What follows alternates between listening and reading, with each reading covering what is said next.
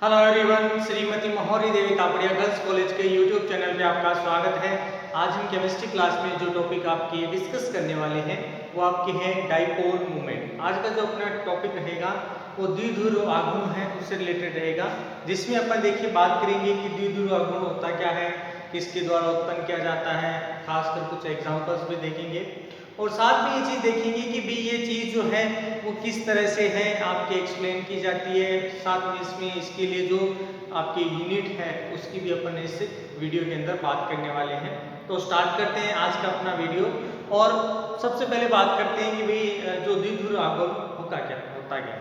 तो सबसे पहले बात करें कि जो कुछ सहसंयोजक अणु हैं जिनमें जो इलेक्ट्रॉन है वो क्या हो, असमान साझे के रूप में जुड़े हुए हों। असमान साझे का मतलब है कि इनके द्वारा क्या होंगे, अलग अलग जो परमाणु हैं वो क्या करेंगे, अपना इलेक्ट्रॉन डोनेट करके क्या करेंगे, जो है जो असमान इलेक्ट्रॉन है उसकी स्थिति बनाते हैं, जिसके द्वारा क्या बताया गया है कि किसका निर्माण किया जाएगा, एक ध्रुवित बंध का क्या किया जाता है, निर्माण किया जाता है। और साथ में क्या देखने को मिलेगा कि जब दोनों इलेक्ट्रॉन एक दूसरे के साथ जुड़ते हैं तो यहाँ पर क्या बताया गया, विद्युत ऋणताओं के अंतर के कारण ये जो इलेक्ट्रॉन है ये पूरे युग्म के रूप में जो जुड़े हुए कहते अणु है उसमें जो अधिक विद्युत ऋणी होगा, कि यहाँ पर क्या ध्यान है कि एक तो जुड़े हुए जो आपके परमाणु हैं उनमें क्या पाया जाएगा, विद्युत ऋणता का अंतर पाया जाएगा और उसकी वजह से जो आपका इलेक्ट्रॉन युग्म है जहाँ पर अलग अलग इलेक्ट्रॉन जुड़े हुए हैं और जो बंध बना रहे हैं वो पूरे इलेक्ट्रॉन युग्म को जो सबसे ज्यादा अधिक विद्युत ऋणी होगा वो अपनी ओर आकर्षित कर लेता है, जिसके वजह आपके फलस्वरूप जो आपका द्विध्रुव आघूर्ण है वो उत्पन्न किया जाता है। तो यहाँ पर इसी बात को अपन समझते हैं कि भाई यहाँ पर अपन ने पहली चीज सीधी सीधी बता दी कि भाई क्या है कि असमान इलेक्ट्रॉन साझा, कि यहाँ पर क्या पाया जाएगा, असमान इलेक्ट्रॉन साझा है वो इनमें देखने को मिलता है और इसके द्वारा जो है क्या बनाया जाता है, ध्रुवित बंध बनाया जाता है। ये जो ध्रुवित बंध बनाया जाता है इसकी वजह से क्या देखने को मिलेगा कि इसमें जो भाग लेने वाला अणु है, ठीक है, इसमें अपन बात करें तो एक तो होगा अधिक विद्युत ऋणी और दूसरा होगा कम विद्युत ऋणी।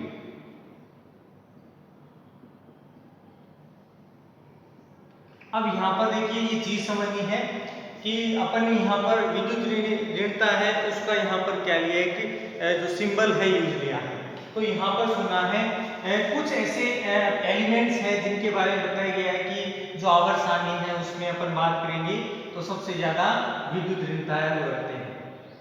पहला एलिमेंट आपके फ्लोरीन, कि फ्लोरीन है आवर्त सारणी के अंदर सबसे ज्यादा जो विद्युत ऋणता है वो रखता है। इसके अलावा बात करें ऑक्सीजन, इसके बाद बात करें नाइट्रोजन, इसके बाद बात करें तो आपके क्लोरीन, सल्फर, ये आपके एलिमेंट। मुख्य रूप से आपको जो ये चार है वही ध्यान में रखने हैं कि इनमें जो विद्युत ऋणता है वो सबसे ज्यादा पाई जाती है, जिसमें फ्लोरीन सबसे ज्यादा, उससे कम ऑक्सीजन, उससे कम नाइट्रोजन, क्लोरीन और सल्फर, कार्बन, आगे करके एक सीरीज है पूरी, ठीक है। तो यहाँ पर इनसे बने हुए जो अणु होंगे उनमें क्या पाई जाएगी, विद्युत ऋणता अधिक पाई जाएगी, जिनसे इनसे बनने वाला जो अणु होगा ध्रुवित अणु कहते हैं या फिर बनने वाला जो बंध है ध्रुवित बंध का निर्माण होता है। किसका निर्माण होगा, ध्रुवित बंध का निर्माण होगा या कहते हैं कि ध्रुवित अणु तैयार हो जाता है।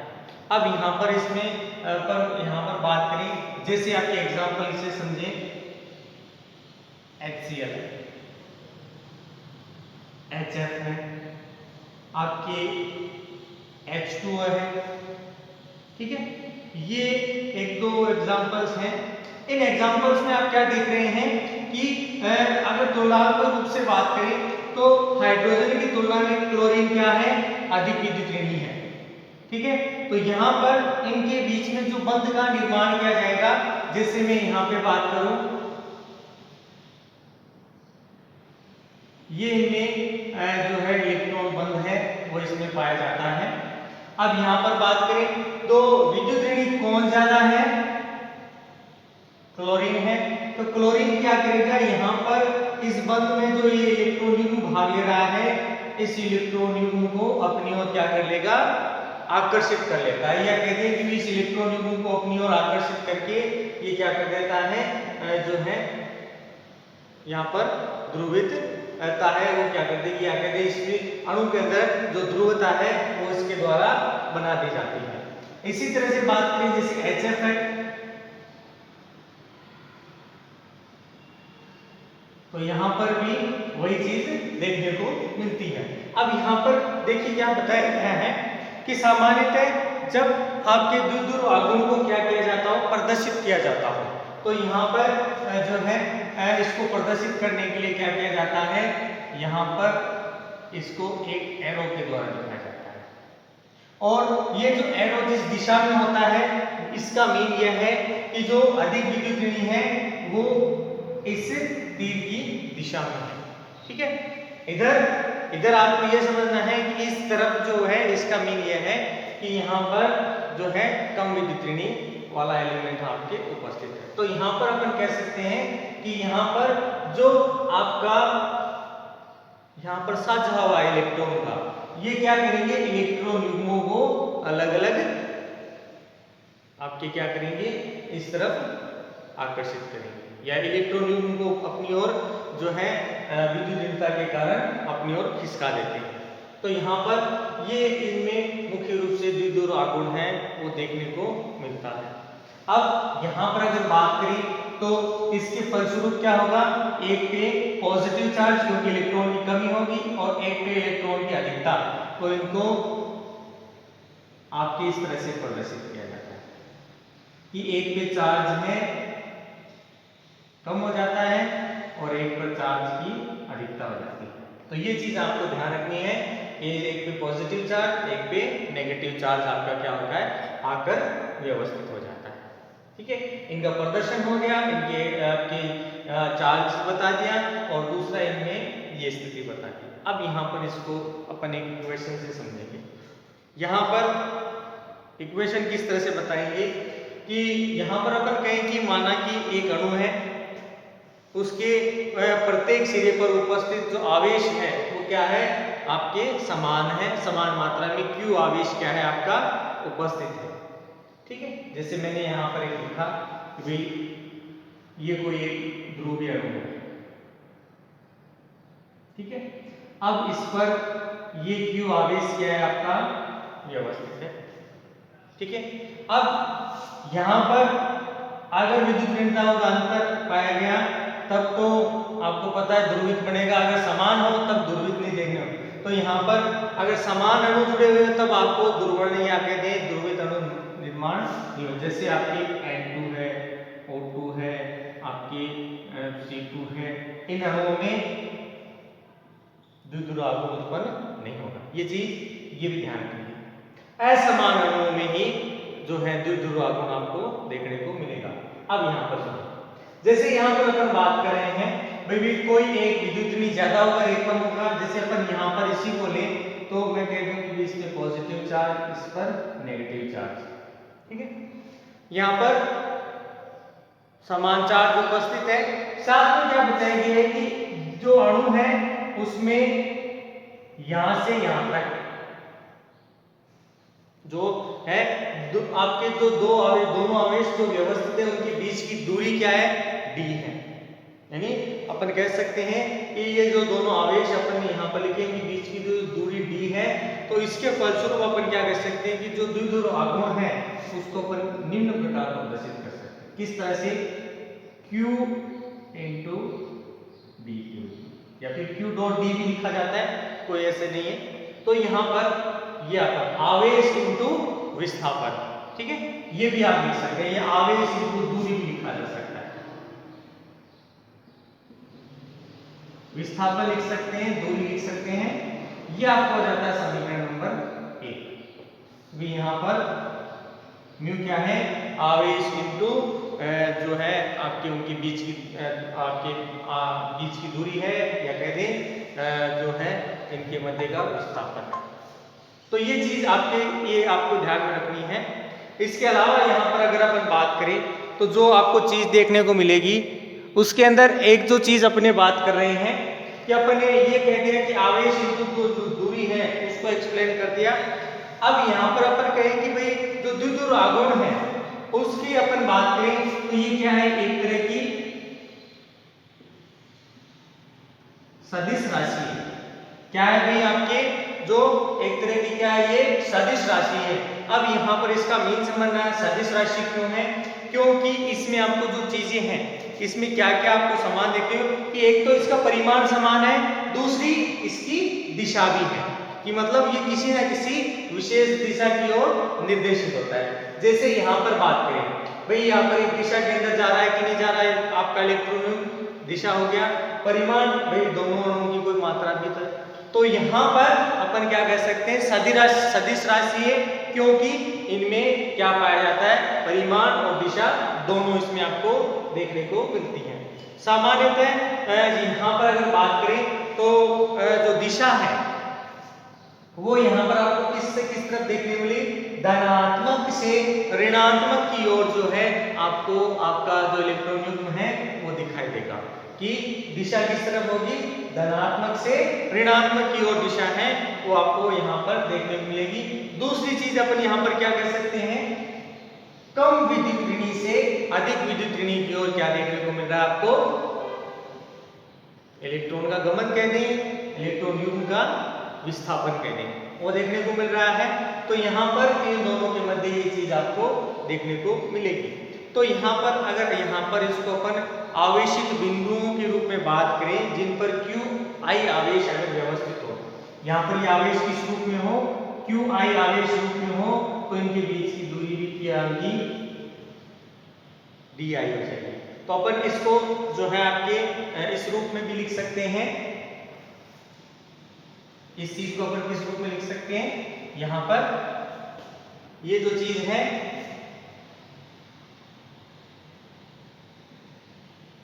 पहले तो ये आपका क्या है, द्विध्रुव आघूर्ण हो गया,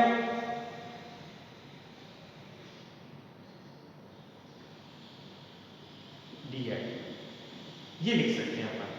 तो यहाँ पर ये वैल्यू आ गई, ये आपको हो गया समीकरण नंबर 2। अब यहाँ पर और चीज जो समझने वाली है कि भाई अगर अपन बात करें जो डी आई है वो क्या है आपका मूल बिंदु, और उस मूल बिंदु से जो क्यू आवेश है उसके बीच की जो सदिश दूरी है वो आपकी यहाँ पर क्या देखना, डी आई है ये क्या है, मूल बिंदु से आवेश क्यू आई की जो है सदिश दूरी कहते हैं इसे। अब यहाँ पर अपन बात करें कि अगर जनरली अपन ने यहाँ पर कोई एग्जांपल लिखे, यहाँ पर कोई दो मॉलिक्यूल हुए, अब यहाँ पर इसके अलावा समझो कि अगर आपके यहाँ पर अणु है बहुत ज्यादा संख्या में या तीन से अधिक हो, भाई यहाँ पर क्या परमाणु उपस्थित हो, 3 से अधिक परमाणु उपस्थित हो, जैसे आपकी बात करें जैसे लिख दो CCl4, ठीक है, या फिर ये लिख दो ClCl3।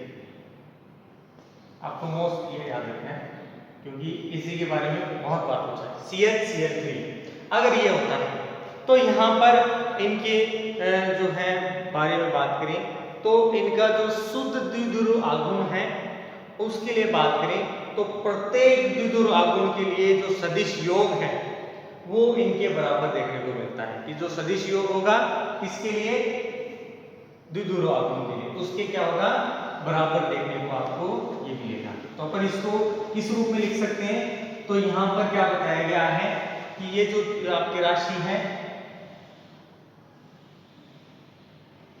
μ1 प्लस μ2 μ3 डॉट डॉट आप इस तरह से लिख सकते हैं कि इनकी क्या होगा, सदिश योग के बराबर होगा, द्विध्रुव आघूर्ण के सदिश योग के बराबर देखने को मिलता है जब आपके बहुत सारे क्या उपस्थित हो, परमाणु उपस्थित हो। अब ये तो इनके लिए हो गया इनके द्विध्रुव आघूर्ण। उसका जनरल इंट्रोडक्शन और एक छोटा सा इसके अंदर जो है ये आपके इनका जो एक्सप्लेनेशन है कि सदिश राशि क्यों है, किस तरह से व्यवस्थित होती हैं और एक समीकरण दिया है। अब यहाँ पर समझनी है कि जो डाइपोल मोमेंट है इसकी इकाई, इकाई क्या होती है। तो यहाँ पर समझना है पहले एक जनरल बात कही कि भाई क्योंकि इससे रिलेटेड आपका एग्जाम के अंदर अगर पूछे तो 1 नंबर का जो सवाल आएगा उसमें अगर इससे रिलेटेड कोई सवाल आता तो सीधा यही आता है पहला सवाल कि द्विध्रुव आघूर्ण की यूनिट लिखी, इकाई लिखी, और 1 नंबर का सवाल आता क्योंकि बहुत बार पूछा गया। तो इसकी जो यूनिट है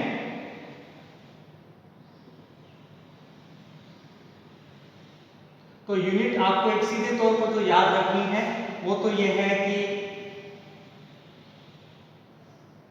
इसकी यूनिट जो है वो होती है आपके डी बाई,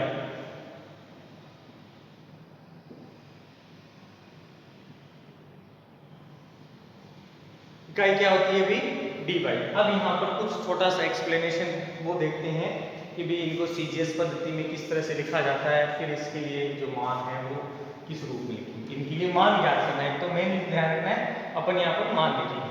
सबसे पहले बात करें कि जो आपका आवेश है,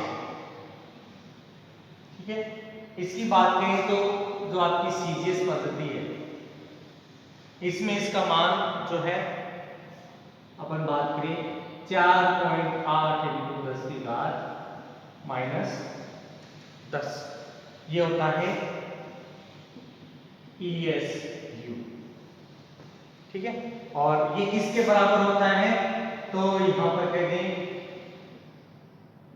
एक इलेक्ट्रॉन आवेश के बराबर। किसके बराबर है, एक इलेक्ट्रॉन आवेश के बराबर आपको ये देखने को मिलता है। दूसरी चीज भी अपन ने डाइपोल मोमेंट में ये तो लिखा है Q के जो mu equals to Q into D D. अब यहां पर बात करेंगे आवेश तो अपन ने देख लिया, अब बात करते हैं डी के लिए। दूरी डी, तो डी के है वो सामान्यतः किसमें व्यक्त की जाती है आपकी एंगस्ट्रॉम में। तो यहां पर किसकी इक्विवेलेंट होती है, 8 एंगस्ट्रॉम के इक्विवेलेंट आपको देखने को मिलती है। या फिर इस मान को है वो आप इस तरह से लिख सकते हो 10⁻⁸ सेंटीमीटर, कि भाई इस कोटि की है वो आपके मान देखने को मिलती है, ठीक है। अब यहां पर अपन क्या करें, म्यू का मान लिख दें। तो म्यू का मान क्या लिखेंगे, Q इंटू डी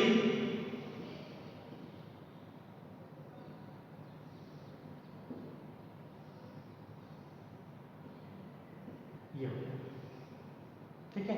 ये अपन सेंटीमीटर में ले रहा, अपन इस मान को नहीं लिखते, ये ESU में है तो यहाँ पर लिखते 4.8 × 10⁻⁻18 ESU सेंटीमीटर, ठीक है।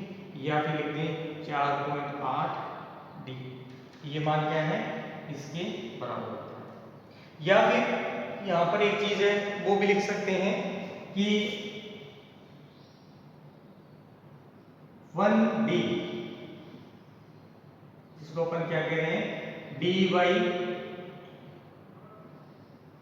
यूनिट, क्या कह रहे हैं इसको, डी बाई यूनिट। तो ये किस रूप में लिख सकते हैं, 10⁻⁻18 ESU सेंटीमीटर, अपन इसको इस रूप में लिख सकते हैं। तो ये था डियर स्टूडेंट आपके डाइपोल मोमेंट। देखिए इससे रिलेटेड अगर एग्जाम की बात करें तो एग्जाम में डाइपोल मोमेंट की परिभाषा, उसकी यूनिट और कुछ मात्रा के अंदर ये जो है इसका जो वैल्यूशन है जो अपन ने समीकरण लिखा था उसके बारे में पूछा जा सकता है। तो ये था आपकी डाइपोल मोमेंट से रिलेटेड आज का अपना वीडियो। आई होप यू आज का अपना वीडियो आपको पसंद आएगा। वीडियो को लाइक करें, शेयर करें और इससे रिलेटेड जो नोट्स बनाते रहें और इस वीडियो को देखने के लिए